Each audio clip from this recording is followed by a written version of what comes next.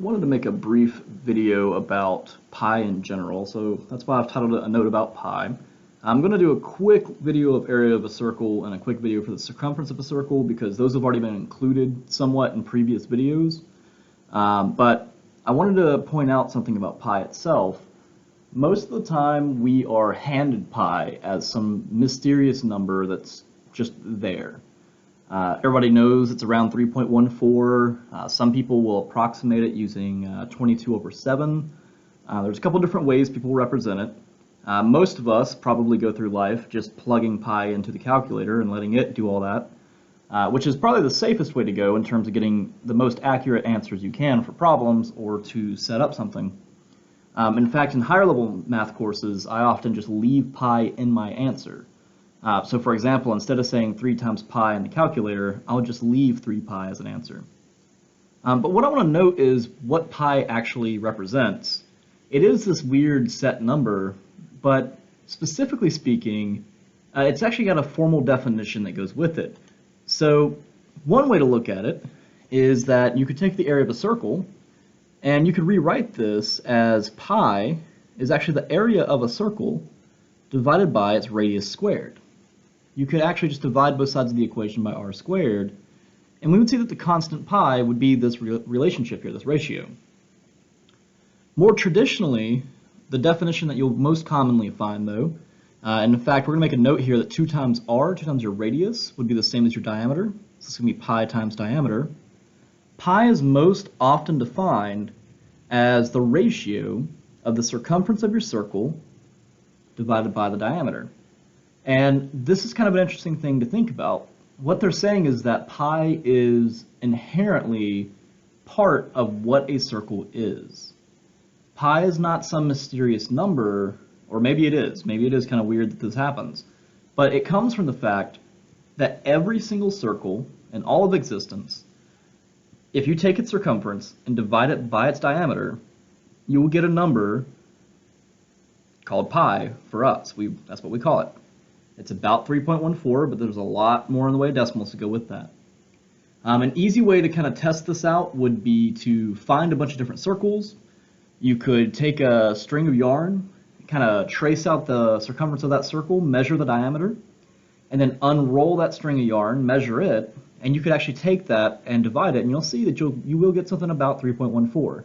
Now, human error will cause some problems. When you measure things by hand, it'll be off a little bit, but you should see something pretty close. In fact, one of the original big ways of going about figuring out the value of pi was that people would actually take circles and they would put shapes to them, and they would put a little square around it first, and they would say, well, let's find the area of this square, for example, and compare it to the area of the circle.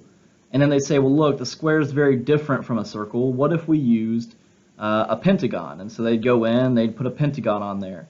And they'd keep picking shapes that have more and more sides until eventually you can think of a shape that would have 100 sides to it or 1,000 sides to it. Eventually it's going to look almost like it doesn't have any sides and that it will resemble a circle. And so they use these approximations to eventually figure out some of these values. They're better able to approximate pi and what it looks like and what it represents. And then in the modern age, they use technology to do much of that. The reason I want to point this out is that pi itself is important. Pi is not just some random number that we just happen to use a couple of times.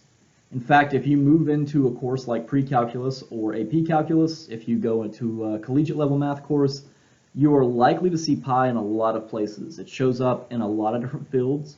Circles show up all the time. When you study trigonometry, sine and cosine, things of that nature, you'll study things like sine waves that kind of do this thing here. They represent sound waves and waves of light, or even just the waves of the ocean. Because they have a periodic pattern to them, they have a cyclic nature that's circular in nature. It starts in one place and it kind of returns back to where it was. Any kind of repetitious pattern like this could see pi as a useful value to work with.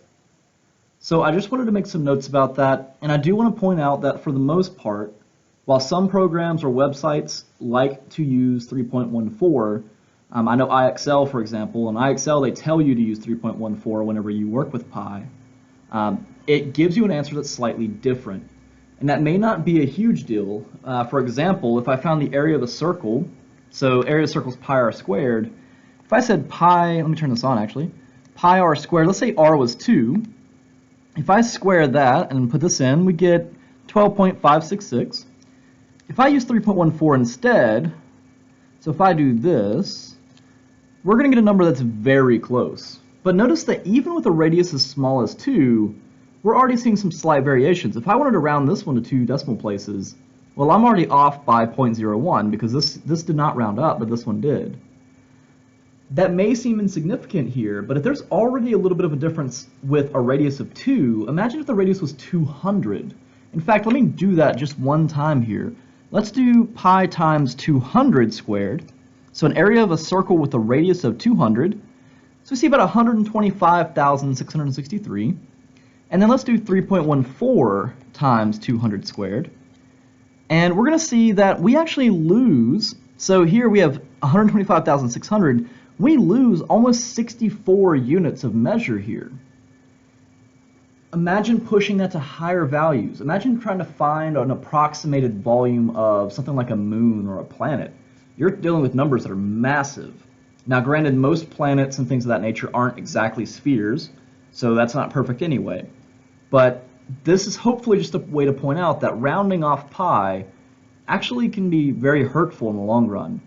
It might only be 64 here, but what if that was 64,000 square miles or something of that nature? That can make a big difference. So keep that in mind as you work through this. If you have calculators to do things like this, go ahead and use the pi keys that they provide you just to get your answers as accurate as possible. Stray away from 3.14, and just know that pi is defined as a specific ratio of circumference to diameter. It is not a mysterious number. It actually has its core root in this foundation here.